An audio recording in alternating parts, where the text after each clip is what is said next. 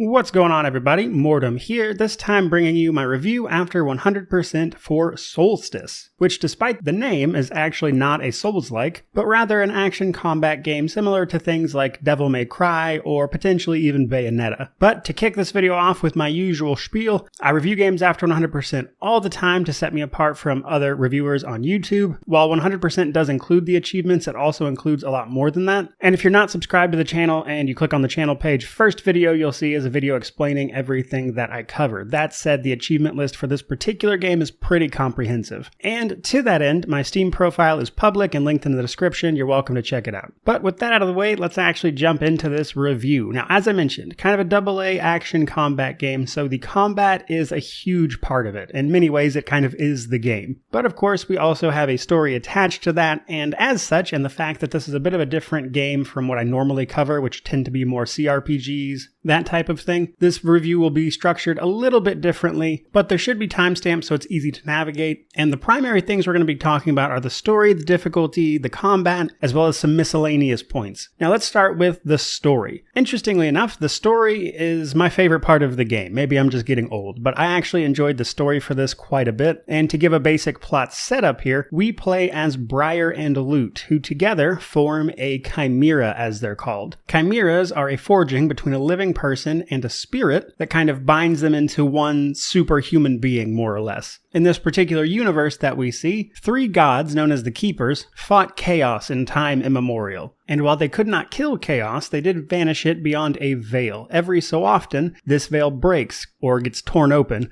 leading to creatures spilling forth, and this is the job of the chimeras. They go in and put a stop to it. Here in this game, a particularly large tear has appeared above one of the three major cities of the realm. And playing as Briar and Lute, we go in with the intention of stopping it, along with a couple of other chimeras. From here, the story kind of evolves and changes, but honestly, the story was pretty cool. It can feel a little anime at times, and at the same time, while I didn't care personally, something to maybe note for some people is that there is quite a bit of nudity in parts of the actual story, which is hardly a deal breaker or anything, but something to keep in mind, I suppose. But again, I liked the story quite a bit, thought it was cool. But that brings us to difficulty. Now, the game itself is broken up into 25 chapters. Each of these 25 chapters can be played in one of 5 difficulties: Human all the way to Transcended. Now, the 3 that you start with unlocked are Human, Initiate, and Knight. In order to unlock Chimera and then Transcended, you have to beat the game on the prior difficulty. So you have to beat the game on Knight to unlock Chimera, and you have to beat the game on Chimera to unlock Transcended. But first, let's talk about the Human through Knight difficulties, as this is sort of the default experience. In terms of enemies and their stats, very little changes here. What changes primarily is how much damage you take. The actual enemies themselves have pretty much the same amount of health and do the same things. The only real thing that I noted different as far as the actual enemies go, besides the damage they deal, is that 2 of the later game bosses on Knight difficulty had a couple more attacks that I saw them actually use. I don't know if they used them on the lower difficulties and I just didn't see them, but I did notice that on Knight difficulty, the last couple bosses did like 1 or 2 more things. Now, before we talk about Chimera and Transcended, I want to talk about a sort of problem that crops up with Knight difficulty. Knight difficulty is what the game seems to default to. When you bring up the difficulty, it's kind of the first thing shown. However, I don't think Knight difficulty is a very good place to start the game, and that comes down to progression, which is one of the issues that I have with this game, is the actual progression of it. For reasons that I'll explain a bit more in the combat section, starting on Knight difficulty is a lot more difficult than it really should be, because you quite frankly don't have any of your equipment yet. So progress is cumulative, meaning that as you play through the story, unlock weapons and abilities,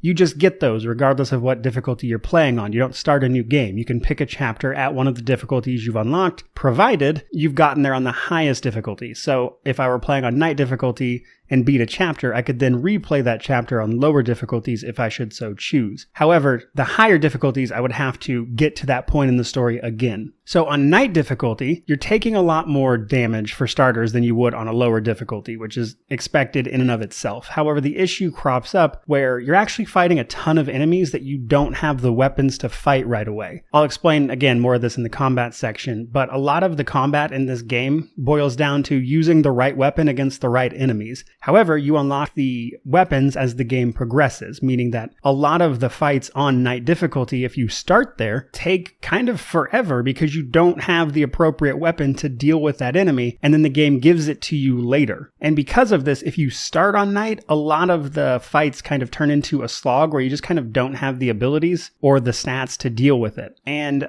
I kind of felt like that was pretty frustrating as a result. I would actually recommend you start on Initiate, get all of your weapons and at least some of your upgrades, and then do night difficulty, at which point it feels a lot better, because just jumping straight into night difficulty felt very unbalanced and like the progression of the game was just wrong. And while the lower difficulties don't exactly fix that, you are at least taking less damage before you have a lot of health, so you can get through it a little bit easier. And again, we'll talk more about this in the combat section here in a minute. But let's talk about the other two difficulties, Chimera and Transcended. So once you've beaten night difficulty, you unlock Chimera, and once you beat Chimera, you unlock Transcended. These difficulties actually do change some things. Primarily, again, you'll take more damage, but the enemies themselves remain the same. What really changes here is the composition of the enemies themselves. On Human Through Night, if you get to a certain point in a chapter, you're going to fight the same enemies. However, on Chimera and then Transcended, the actual composition of the enemies you're fighting changes. You'll fight stronger enemies within groups. They'll add some of the later game enemies to the earlier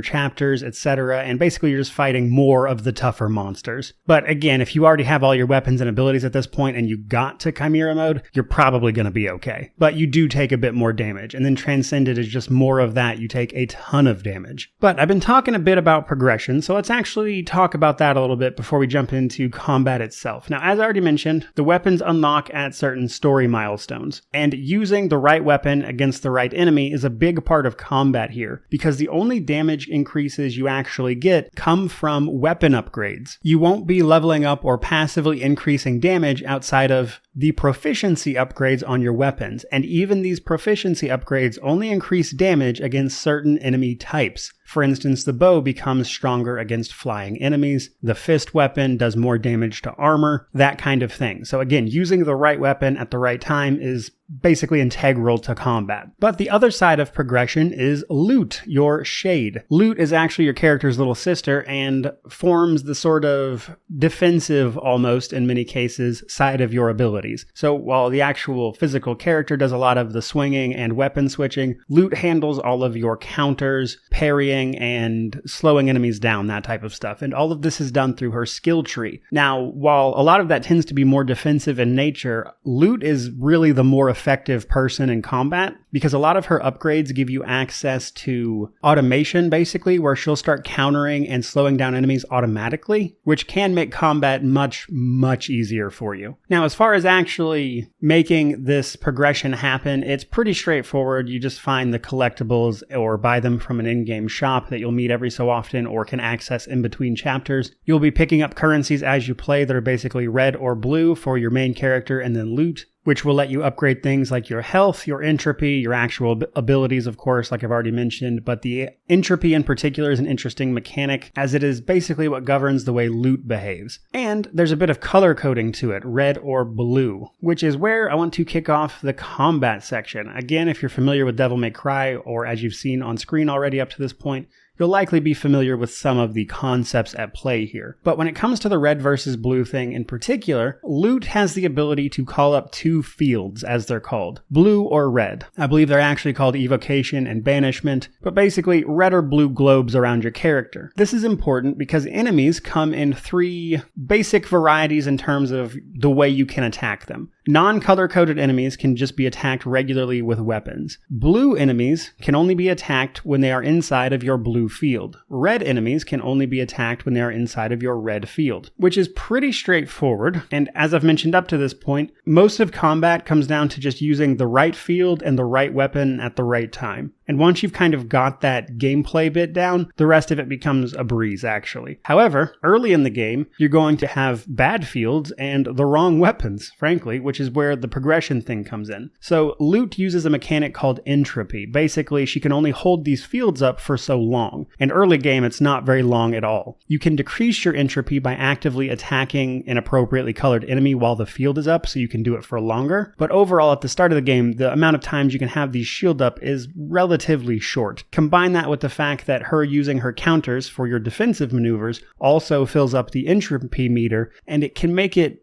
difficult to really get much going in the early game, which again is why I wouldn't recommend playing on Knight for a first time through, because it was mostly frustrating more than it was fun. And as a result of this, your character in general feels kind of hamstrung until you get to the later game, where you've actually got most of your upgrades and loot kind of has her full range of abilities, an increased entropy meter that allows her to keep her fields up for longer, and that's when you start feeling really effective, when you can use the appropriate things at the appropriate time to just demolish enemies. And because of this, for me personally, the combat didn't really start to feel genuinely fun until later in the game when I had the tools available to me, because early in the game it felt like I was missing something and that I was doing something wrong, when in reality the game just literally had not given me the tools to do the appropriate thing yet. And I think, again, that's a progression problem in my opinion. I feel like they could restructure this in a way, or just give you weapons to fight the appropriate enemies a little bit sooner, and it would be less frustrating overall, because reality is most people are going to beat this game once. They're not going to get all the appropriate abilities and keep playing like I did to get to the fun part. Now, all of that to tell you a little more about the scoring system now. All of the fights and the chapters themselves are given a score that is then represented by a colored metal, iron through diamond. This is basically a representation of how you did overall. But individual fights are also scored, and then your performance overall is scored. So individual fights have a medal,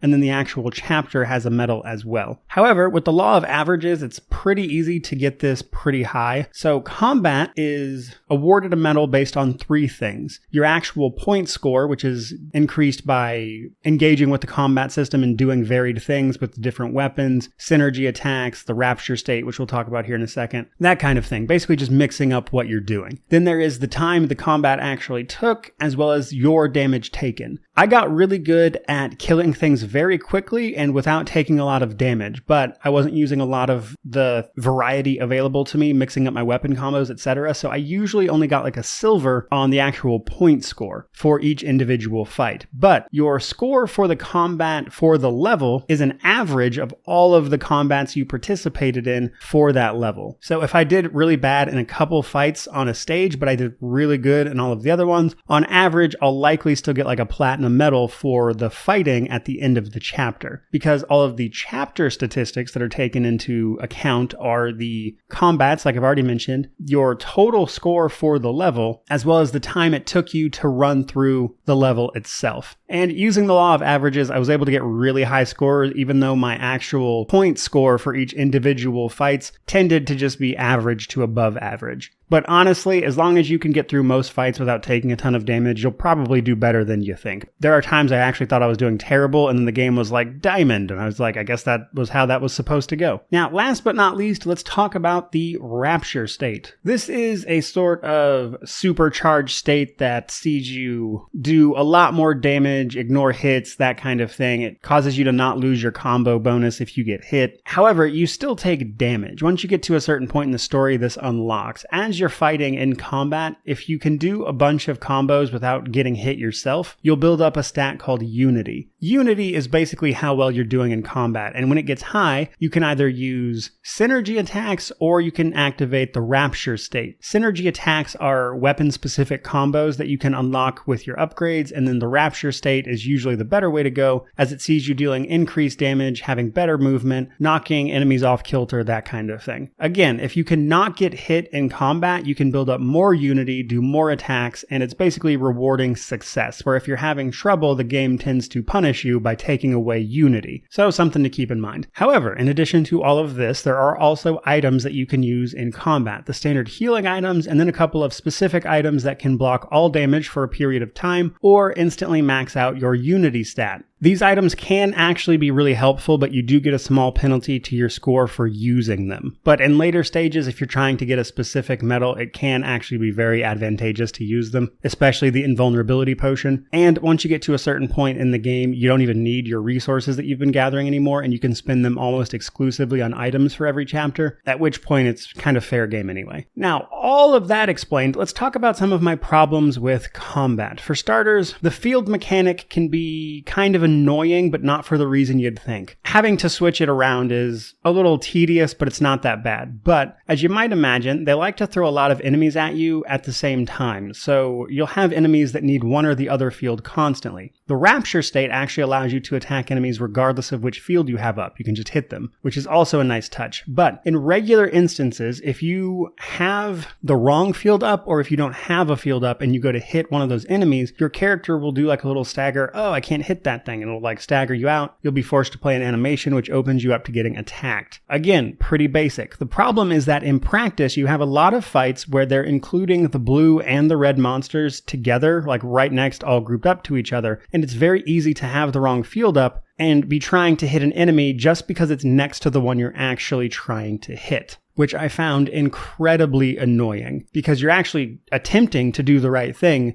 but because of the way the swings in the game works, there are two enemies that require a different field right next to each other, so the game thinks you're hitting the wrong one and plays this stupid little animation to show you you're hitting the wrong one, where it's like, I'm actually doing the right thing, and you're ultimately punishing me for it. And that is a frustration I have with the field mechanic. But beyond that, once you have loot skills upgraded, it actually works pretty well, provided you can avoid clustering enemies up like that, because it will cause you some problems. But that leads us to a sort of miscellaneous section where I want to talk about a bigger issue in regards to that. That is possible to happen because of the issue this game has with its camera. The camera for this game is not great. It is a mix of fixed and free movement. For the most part, it's a fixed camera. However, in certain fights, you are able to move the camera around freely and switch your point of view. And in the cases where you have free movement on the camera, you can usually do pretty well. However, in a lot of the instances, and including some fights with a fixed camera, you can run into a lot of issues because A, it can be hard to gauge depth with the fixed camera at certain times, but the other part of that is that sometimes the fixed camera points, the points at which the camera actually switches to a different angle, can be very frustrating to deal with because in some cases the camera tries to move on certain parts of a battlefield, which can lead to abrupt switches in camera, which can change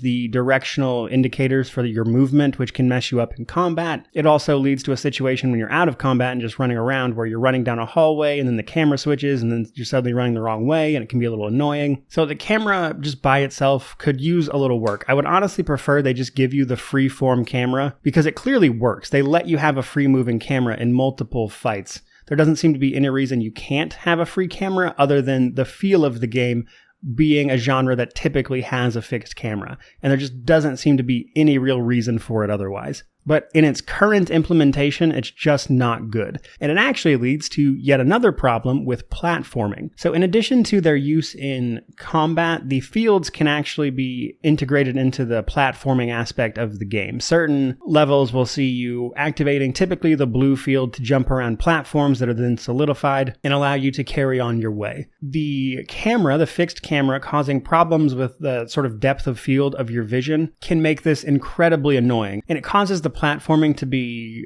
a lot more difficult than it really should be because you have a hard time gauging where you are in the field of view, which becomes especially prevalent in one later game chapter, which is essentially a timed platforming chapter. There's a few fights in it, I think there's 4 total, but most of that level is you platforming and running against a timer.